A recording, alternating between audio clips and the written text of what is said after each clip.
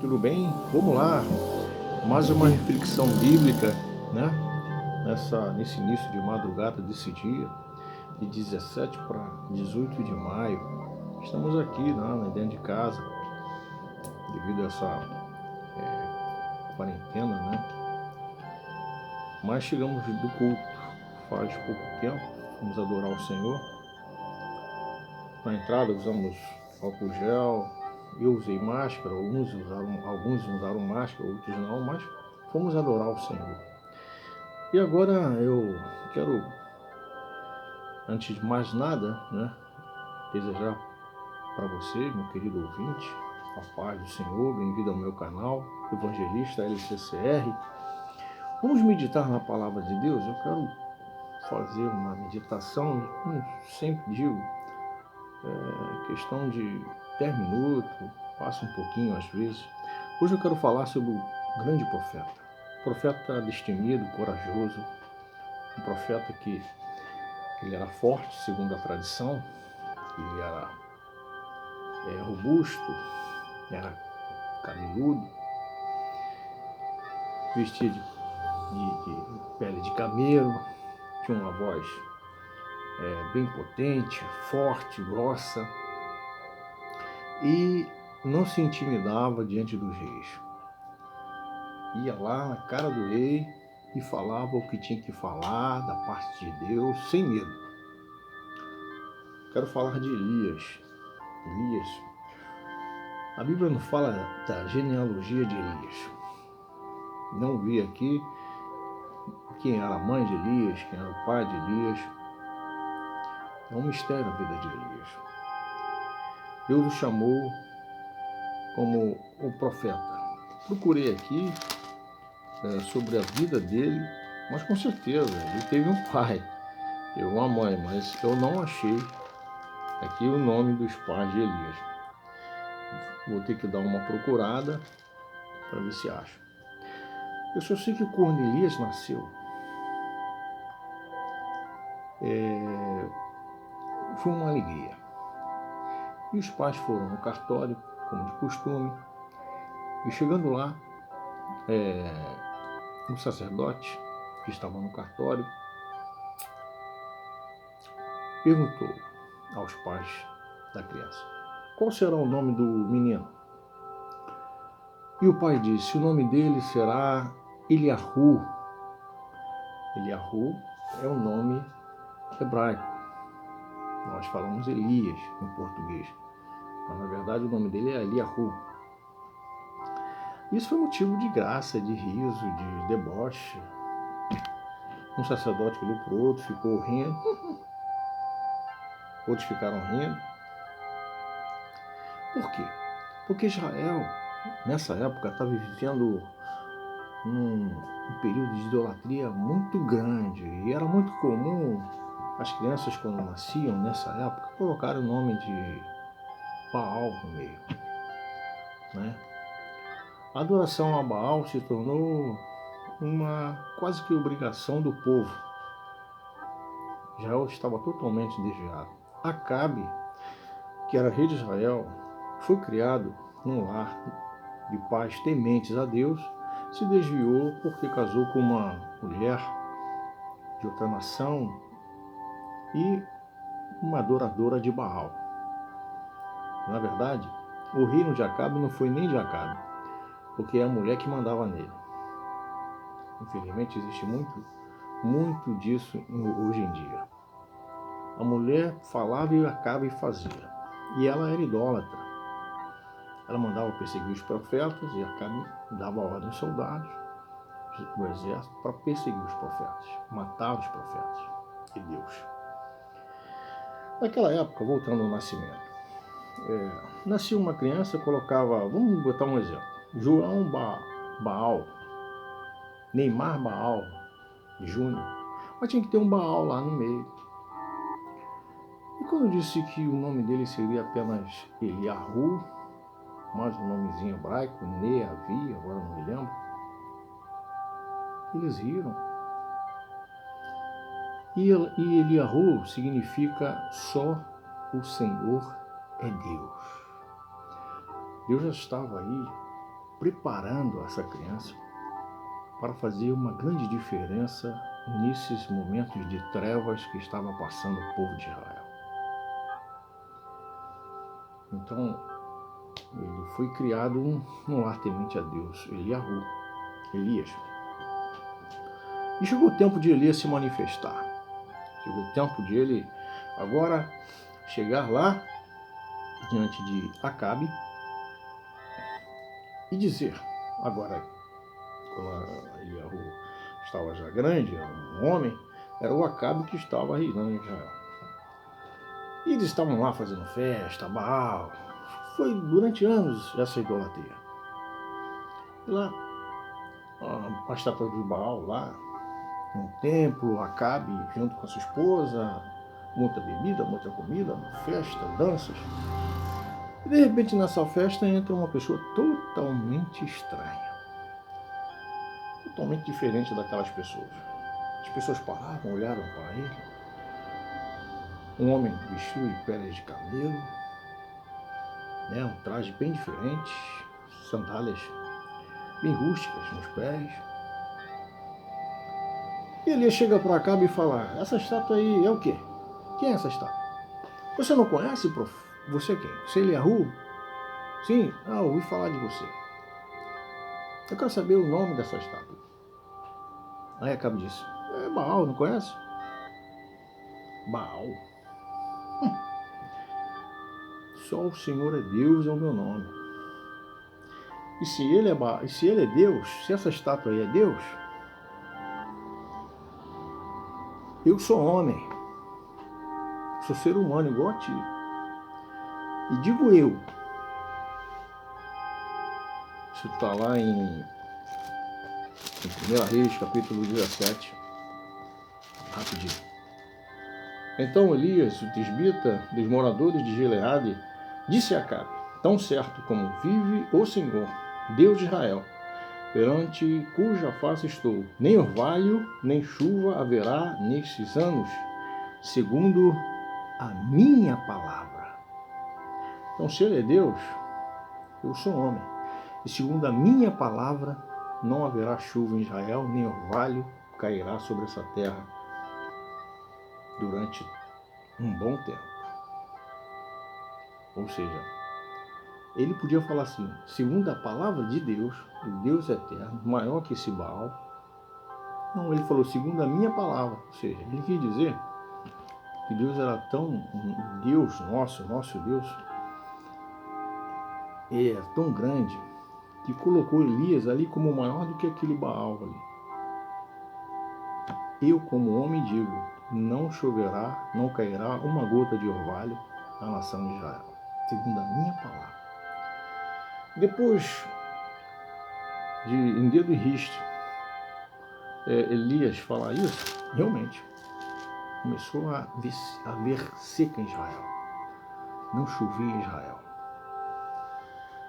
O povo de Israel agora preocupado porque aquele homem estranho chegou lá naquela festa e declarou isso, e o povo, né, a notícia correu rápido em toda a nação.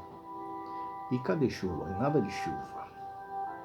Creio que nessas horas todo mundo agora começa a voltar aos princípios antigos, a lembrar do Deus que tirou eles lá do Egito. Começa a procurar se reconciliar com Deus. Só que Elias, depois que disse isso, Deus falou assim, vá para um lugar que eu vou te sustentar. Deus levou Elias até um ribeiro chamado Ribeiro de Querite, e lá havia água nesse ribeiro, e ele, em toda a terra de Israel, não tinha água. E o povo passando uma necessidade terrível. Mas lá Elias tinha água, no ribeiro de Querite. E Deus todos os dias mandava comida, sabe como? Usando os corvos, levando o pão num bico, né? E deixando lá para Elias se alimentar. Elias se alimentando através dos corvos. Corvos levavam comida para ele. O tempo foi passando e começou a se secar. Começou a secar, seca. Chegou a atingir lá no ribeiro de Querite. Aí você questiona, poxa, mas até o profeta passou necessidade. Sabe por quê? Por que Deus permitiu isso? Para mostrar para o profeta que também Deus sente a seca em Israel. Quem sente não é o povo. Quem sente mais essa seca como punição é o próprio Deus. Ele está sentindo. Deus está querendo dizer que para Elias, que secou ali o rio, não tinha como beber mais água, que Deus é que está sentindo essa seca. Que a ofensa do povo, né, estava sendo direcionada a Deus, em eles adorarem outro Deus, Baal e não o Deus verdadeiro. Então foi passando, né? Elias precisando se alimentar, comida não tinha. Deus falou assim, vai para um lugar chamado Sarepta. E lá eu já toquei, já preparei uma viúva para cuidar de você. E ele foi lá no capítulo 17, versículo 8. E lá a mulher fala assim, eu não tenho nada para comer, como é que você me pede comida? Só tem um pouquinho de trigo lá para fazer um pão. E Elias falou assim, vai e faz, e dá para mim. E Deus vai... Vamos ver o que Deus vai fazer? Traze-me, peço-me uma vasilha de água para eu beber. Indo ela buscá-la, ele a chamou e disse, traze-me também um bolo, um bocado de pão. Ela disse, tão certo como vive o Senhor teu Deus, nada tem cozido, há somente um punhado de farinha numa panela e um pouco de azeite. Aqui, ó, apanhei esses 2 cavacos, vou preparar esse resto de comida para mim e para meu filho, comê-lo-emos e morreremos. O que Elias disse? Elias disse, não temas, vai e faz o que disseste. Mas primeiro faze dele para mim um bolo pequeno e traze-mo aqui agora. Depois farás para ti e para teu filho. Porque assim diz o Senhor. Quando vê aquele espírito de profecia sobre Elias, ele se enchia, ele se sentia fortalecido. Mas não é sempre que acontecia isso, não.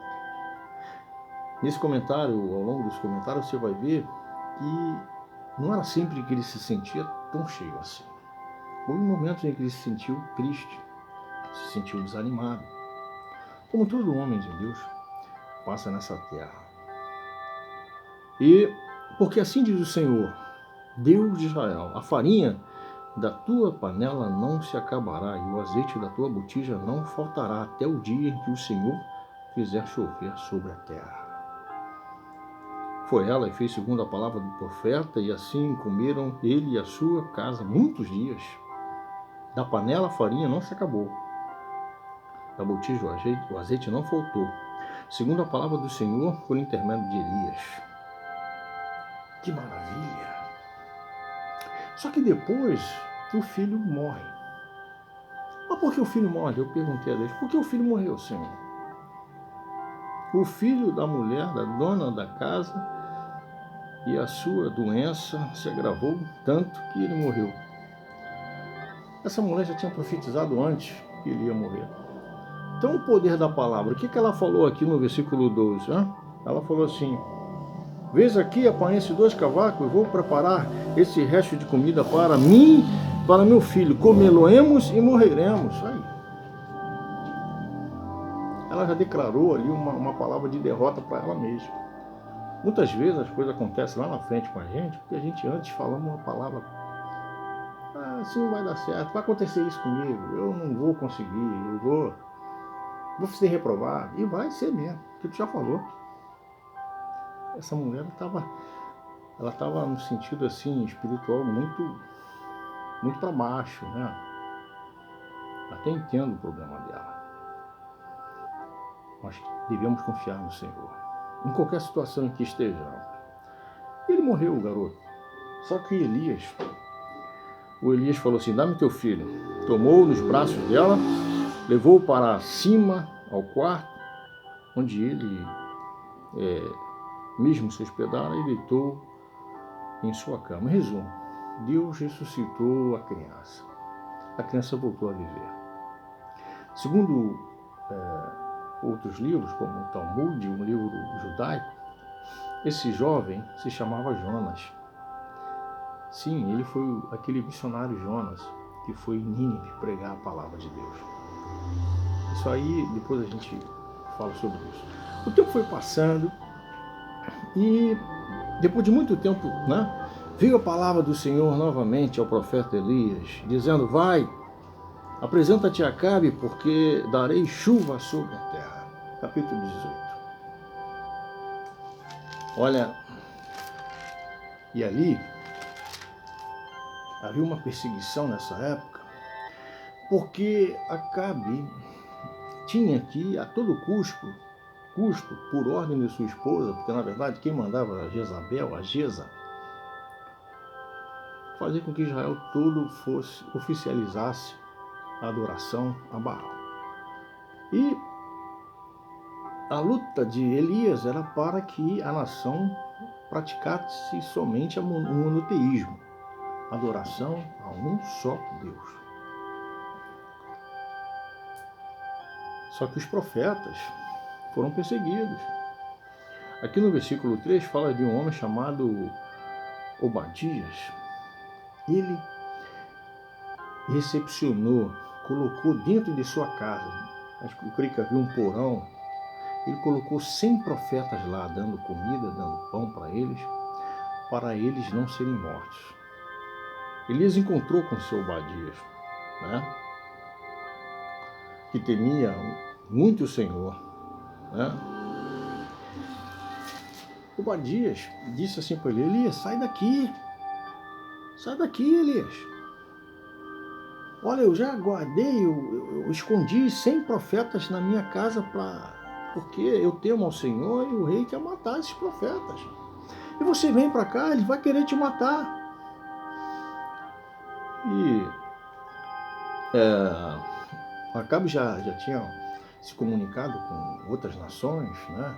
Tudo fronteira com Israel, falando para os reis daquelas nações: se vocês verem um homem assim, assado, com roupa estranha, pele de camelo, o nome dele é Elias, pega ele, eu vou pagar a recompensa, traga-me ele aqui. Então ele já estava sendo, ele não tinha como fugir, ele estava sendo notificado em todos os lugares, até fora de Israel. Ele não tinha como sair, como fugir. E ele estava ali dentro do palácio. Você é louco? Obadias falando em outras palavras: fuja. Eu preciso falar com Acabe, é da parte do Senhor. E foi lá, Elias foi lá e disse, né? E foi lá, vai, porque Deus mandou. Vai, apresenta-te a Acabe, porque darei chuva sobre a terra. Partiu Elias apresentar-se a Acabe. Deus bota a gente na fogueira. Se Ele manda, a gente vai com toda a vontade do mundo, porque Ele mandou. Se Ele mandou, Ele garante. Se Deus te manda, Ele garante. Não teme não, não fica com medo não. Deus era com Elias. Ele foi e disse que ia chover, que vai mandar chuva, né? Glória a Deus. Elias foi ao monte, foi orar. Foi ele e seu moço. Chegou a hora de ele começar a orar, que Deus ouviu a oração desse homem. A intimidade de Elias é uma coisa extraordinária. Ele orou no monte, orando, ele e o moço com ele. E falava com o moço: vai ver se você vê algum sinal. Foi 1, 2, 3, se não me engano foi 7 vezes. E o moço olhava na beira do monte. E pela 7ª vez ele falou assim para Elias, que estava orando com o joelho dobrado lá no monte. O moço disse: eu vejo uma pequena nuvem do tamanho da mão de um homem. E Elias disse: esse é o sinal, vem chuva sobre a terra. Glória a Deus. E começou a enegrecer os céus, né? Ou seja, a gente mora no Brasil, sabe como se trata disso, quando vem uma tempestade, a gente vê como é que o negócio fica feio. E aquela chuva torrencial. Louvado seja o nome do Senhor. Passada essa chuva, Elias ainda quer voltar a apoiar, dizer, olha o que Deus está fazendo com vocês. Deus mandou a seca, Baal não fez nada. Deus veio falar para vocês que ele ia mandar chuva. Deus mandou a chuva, porque Baal não tem capacidade para isso. Não, mas Baal é Baal. Tá bom, já que é assim, vamos fazer um desafio. Se o Baal é Deus, vai ficar confirmado que é Deus. Se não é, vocês vão ver. Vocês vão ver se é Deus ou não é Deus. Glória a Deus, aleluia. Então o que aconteceu? O que aconteceu? Aconteceu que eles fizeram um desafio. Aí os profetas de Baal assim disseram, você quer o quê? Não, vocês fazem um altar aí de vocês, clame o Deus de vocês, se ele responder com fogo, ele é Deus. O Deus que responder com fogo, esse é o verdadeiro Deus. E eles fizeram um altar, colocaram um boi lá no altar, morto, né, para ver se vinha fogo e consumia aquele holocausto. E eles ficaram, começaram, creio que foi na madrugada, e ficaram até meio-dia. E Baal, responda-nos, Baal. Mostra para esse Elias que tu és Deus, Baal. Mostra para Israel que está aqui, o povo, que tu és Deus. Responde, Baal. Eles fizeram uma dança lá, a dança da esperança. A dança lá do movimento lá de dança para ver se Baal mandasse fogo e nada. Elias até zombou dele, falou assim, grita mais alto. Vai ver que Baal está viajando, vai ver que Baal está tirando uma soneca, está dormindo, ele não está escutando, grita mais alto. E eles gritavam mais alto. Diz o texto que eles faziam até coisas piores, eles rasgavam assim, ó, se cortavam, o sangue jorrava. Baal, olha aí, nós estamos fazendo isso para você, Baal, e nada, responde a gente. E eles começaram a ver, se conformar que realmente não ia ter resposta nenhuma, porque já estava chegando no crepúsculo e nada. Agora Elias era a vez de Elias. Elias armou o altar, colocou lá o boi lá, colocou água, pediu para o povo colocar água no altar, mas colocar água num momento tão difícil, em que as pessoas precisavam ter água dentro de casa. Mas é assim, quando a gente abre mão para as coisas de Deus, vai ter retorno. A bênção é grande. Você vai ver e vai dizer, só o Senhor é Deus. E foi isso que aconteceu. Quando Elias falou, Deus de Abraão, de Isaac e de Jacó. Aí tem a oração de Elias, né? Começa a fazer a sua oração. Hoje, sabido que tu és Deus em Israel, eu sou o teu servo, que segundo a tua palavra fiz estas coisas.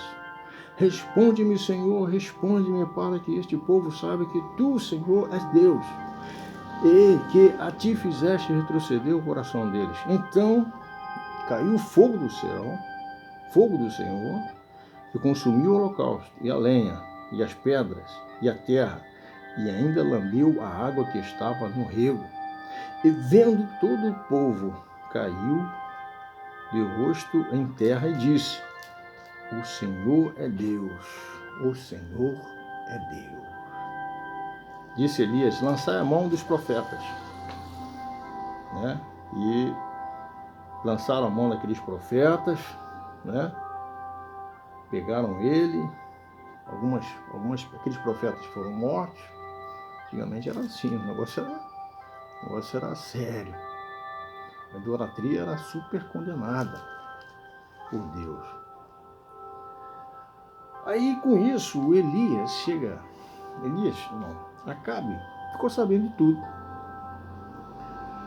Né? E sabe o que Acabe disse para sua esposa Jezabel? Falou assim, Jezabel, fala. O profeta Acabe esculachou o nosso Baal. O profeta Acabe mandou matar, o profeta Elias mandou matar os adoradores de Baal, os profetas de Baal. O profeta fez isso, o profeta fez aquilo. Enquanto que ele devia falar assim, o Deus do profeta que mandou fogo, o Deus do profeta, o Deus de Israel é maior que Baal, o Deus de Israel mostrou que é o verdadeiro Deus. Mas não, falou que é o profeta. Temos que parar com isso nas nossas reuniões, dizer que é o profeta que faz, o profeta que fez. Não, é Deus através do profeta, é Deus através do pastor, é Deus através daquele irmão, daquela irmã que está fazendo. Vamos esquecer o tipo. E Jezabel se irou e disse assim, Então Jezabel mandou um mensageiro a Elias dizer, façam-me os deuses como lhes aprouver, se amanhã, às estas horas, não fizer eu a tua vida como a fizeste a cada um deles. Elias, sabendo disso, morreu. Elias foi embora, fugiu, andou o caminho de um dia, uma noite, chegou no deserto, ficou sentado debaixo de uma árvore, a árvore teve sono, dormiu. Deus mandou um anjo, tocou nele, levanta-te e come. Ele viu aquele anjo, a cabeceira dele ali, ele viu um pão na brasa, aquele fogo, para ele lembrar, ele é um profeta de fogo, e o fogo caiu lá no Carmelo, e Deus era com ele também ali naquele momento. Ele comeu aquele pão, uma parte do pão, bebeu aquela água, porque tinha uma botija de água, voltou a dormir. O anjo tocou nele novamente e disse, levanta-te, que muito longo é o teu caminho. E ele foi 40 dias e 40 noites caminhando, até chegar ao Monte Sinai. Lá tinha uma caverna, ele entrou na caverna. Depois veio aqueles elementos raivosos da natureza. Primeiro veio o terremoto. Ele achava que Deus estava no terremoto. E sacudia tudo. E Deus não estava no terremoto. Ele, como profeta, percebeu isso. Veio um vento, Deus não estava no vento. Veio um incêndio ou um fogo, que começou a surgir ali, Deus não estava no fogo. Mas Deus viu uma voz mansa e suave, e Deus estava nessa voz. Era o Senhor dizendo para ele, Elias, que fazes aqui, Elias? Que fazes aqui? Senhor, mataram os teus profetas, só eu escapei, eu fui o único que não quis adorar a Baal, fui o único que dei a ouvir a sua voz, e só eu escapei. Elias, não fala isso. Lá tem 7.000 homens que eu guardei, que eles não se dobraram a Baal, nem beijaram seus pés, Elias. Você não é a última Coca-Cola do deserto, Elias.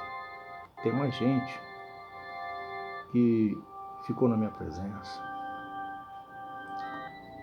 Sai da caverna, Elias. Não fica desanimado, não. Sai da caverna. Não pensa que já fez tudo para Deus, não. Ainda tem muita coisa para fazer. Sai da caverna. Não pensa que o teu ministério acabou. Sai da caverna.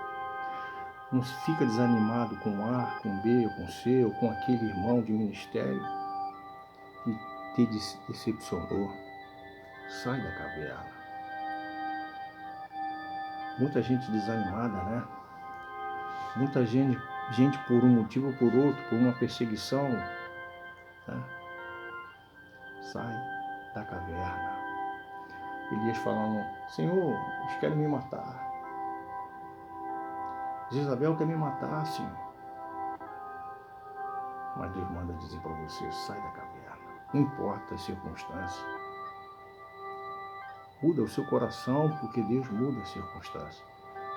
Sai para fora. Porque o nosso Deus, o Evangelho, a obra de Deus não é para ficar escondida.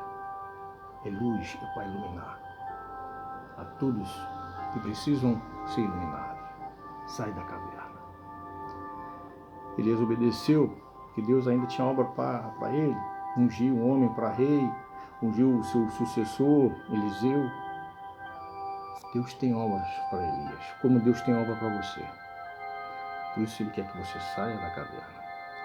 Deus te abençoe. Essa é a palavra que eu entrego para você. Está em 1 Reis, capítulo 17, 18, 19. Você vai encontrar todas essas histórias maravilhosas que edificam a nossa fé.